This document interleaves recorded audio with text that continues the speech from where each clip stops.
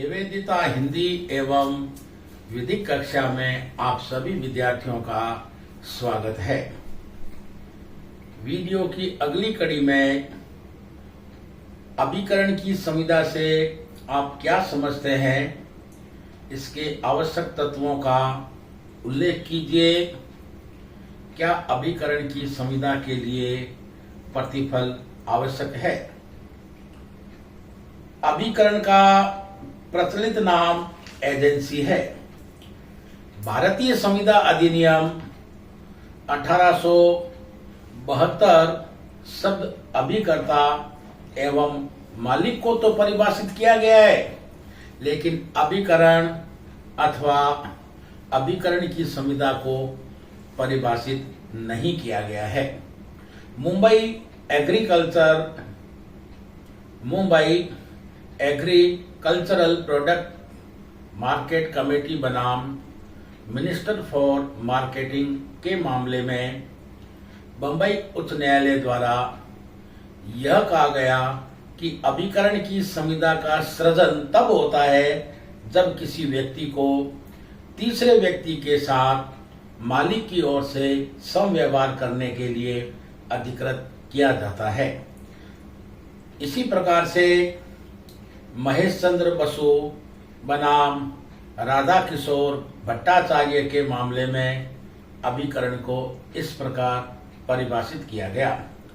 अभिकरण एक ऐसी संविदा है जिसके अंतर्गत मालिक किसी ऐसे व्यक्ति को नियुक्त करता है जो उसका तीसरे पक्षकार के साथ संविदात्मक संबंध स्थापित कर सके।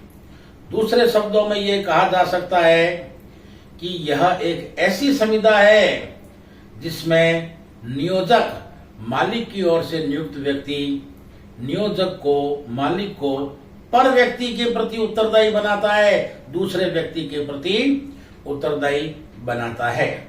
इस प्रकार अभिकरण की संविदा का सार है कि इसमें मालिक अपने अभिकर्ता को अधिकार देता है कि वह अपने मालिक का अन्य व्यक्तियों के साथ में संबंध स्थापित करे। मालिक के लिए एजेंसी के लिए एजेंट काम कर रहा है, लेकिन अभिकरण की संविदा इस सूत्र पर आधारित है, क्यू फेसिट पर एलियम फेसिट पर सी, जो दूसरों के माध्यम से काम करता है, कानून की नजर में स्वयं द्वारा किया हुआ माना जाता है। क्यू फेसिट पर एलियम फेसिट पर सी, कोई भी व्यक्ति जो किसी अन्य व्यक्ति के माध्यम से काम करता है, मालिक अपने एजेंट के माध्यम से काम करता है, वह उसका स्वयं का किया हुआ माना जाएगा। यहां मालिक तीर चलाने वाला, एजेंट जो है तीर है। घायल तीर ने नहीं किया है, तीर चलाने वाले ने किया है। क्यू फेसिट पर एलियम फेसिट पर सी, अर्थात जो दूसरों के माध्यम से काम करता है, मालिक जो है इस संविदा में पर व्यक्ति के प्रति उत्तरदायी है एजेंट के माध्यम से। क्यू फेसिट पर एलियम फेसिट पर सी। अभिकर्ता के आवश्यक तत्व पढ़ने से पहले यह जान लेना जरूरी है कि अभिकरण की संविदा में दो पक्षकार होते हैं, अभिकर्ता और मालिक। धारा 182 में इसकी परिभाषा की गई है। अभिकर्ता वह व्यक्ति है जो किसी अन्य की ओर से कार्य करने के लिए पर व्यक्तियों से, दूसरे व्यक्तियों से समव्यवहारों में किसी अन्य का रिप्रेजेंटेटिव करने के लिए नियोजित है, रखा गया है। वह व्यक्ति जिसके लिए ऐसा कार्य किया जाता है या जिसका इस प्रकार रिप्रेजेंटेटिव प्रतिनिधित्व किया जाता है, मालिक कहलाता है। आवश्यक तत्व उपरोक्त परिभाषाओं के आधार पर हम इस निष्कर्ष पर पहुंचे कि नंबर 1, अभिकरण के समव्यवहार में मुख्यतया दो पक्षकार होते हैं, प्रिंसिपल एंड एजेंट, मालिक और अभिकर्ता। इसमें अभिकर्ता अपने मालिक की संपत्ति पर अथॉरिटी प्राप्त करता है, अधिकार प्राप्त करता है।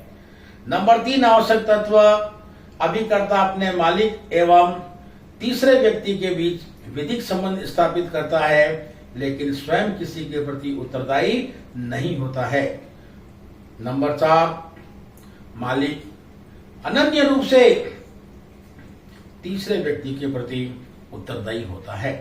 आपने अपकृत्य विधि में एक वाद बढ़ा, डोनोग वर्सेस स्टीवेंस, जिंजर शराब वाला मामला। एक लेडी रेस्तरां में गई और उसने शराब खरीदा, पारदर्शी बोतल थी। एक पैग लिया, पी गई, दूसरा पैग लिया, पी गई, और जैसे ही उसने तीसरा पैग लिया उसमें मरा हुआ घोंघा, जिसे हम अपनी भाषा में कॉकरोच या बीकानेर की भाषा में चिलचिंटा बोलते हैं, मरा हुआ घोंघा पाया गया। चीखी चिल्लाई, एलर्जी हुई और उसने जो है वाद दायर किया हरदाने के लिए। तो कोर्ट ने कहा इस मामले में निर्माता जिम्मेवार है।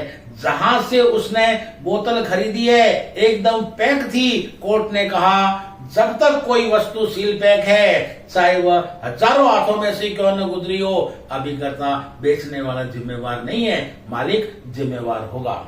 इस प्रकार उपरोक्त परिभाषाओं एवं आवश्यक तत्वों का एक ही सार है। किसी एक व्यक्ति द्वारा दूसरे व्यक्ति को किसी तीसरे व्यक्ति के साथ में विधिक संबंध स्थापित करने हेतु नियुक्त करना ही अभिकरण है, एजेंसी है। इस प्रकार आपने देखा अभिकरण की संविदा और उसके आवश्यक तत्व। अभिकरण के गठन की रीतियां दो प्रकार से।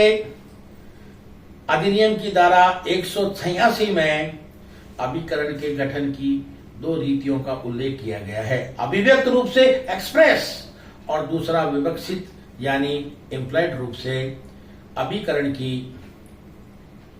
जो है गठन जो है किया जा सकता है। इसको एक हम उदाहरण से समझेंगे कि क ख को अपने मकान का किराया इकट्ठा करने के लिए नियुक्त करता है। यह अभिकरण के गठन का अभिव्यक्त तरीका है। लेकिन जब कोई व्यक्ति जिसे मकानों का बाटक यानी किराया इकट्ठा करने के लिए नियुक्त किया गया है, वह व्यक्ति बाटक यानी किराया वसूल कर भूस्वामी को देता है, तब वह भूस्वामी के लिए विवक्षित रूप से अभिकर्ता का कार्य करता है। इस प्रकार आपने देखा अभिकरण के गठन की दो रीतियां हैं। धारा 186 अभिव्यक्त रूप से और विवक्षित रूप से। अब प्रश्न यह है कि क्या अभिकरण की संविदा के लिए प्रतिफल जरूरी है? वैसे तो आपने पढ़ा कॉन्ट्रैक्ट फर्स्ट में बिना प्रतिफल के करार शून्य है, लेकिन अभिकरण इसका अपवाद है। संविदा अधिनियम की धारा 185 में 185 में कहा गया कि अभिकरण के सृजन के लिए कोई प्रतिफल आवश्यक नहीं है।